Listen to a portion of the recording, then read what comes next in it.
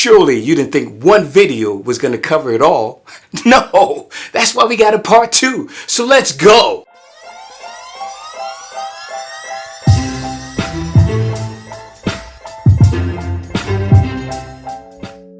In the first video, I talked about effective leaders and what they do in leading. So remember, you have to love, you have to engage, you have to add value, and you have to develop.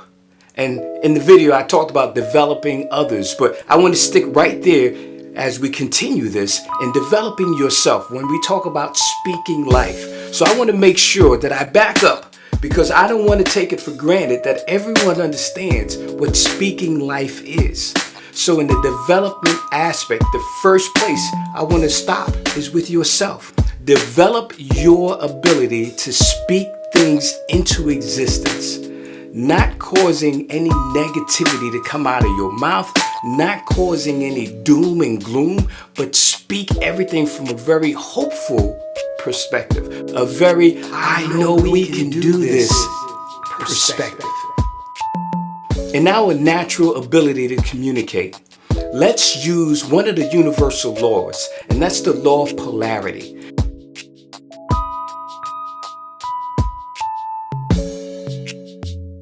The law of polarity is basically, all things being equal, the opposite of that. So, if you have a tendency to say, oh, that's going to be difficult, within the law of polarity, flip it. And instead of saying that's going to be difficult, you could say, though it may be challenging from this perspective, I'm confident we can do it. So with that approach, you're real with it. I'm not asking you to be fake. I'm not suggesting that. Trust me, that doesn't work. Be real with it. Identify where the opportunity may be and then flip it into a more positive, inspirational, motivating statement. And realize within our communication that everything, especially from a leadership point, everything should be doable, or give us the platform for that opportunity to say, okay, let's go, let's get it done. Let's see what we can do, rather than speaking death over it. And death over it would be, there's no way we can do it. So remember, can't, never did. Okay? Can't, never did. And as we all develop in this as a leader, then we have the obligation to make sure we're developing our team members in the same aspect.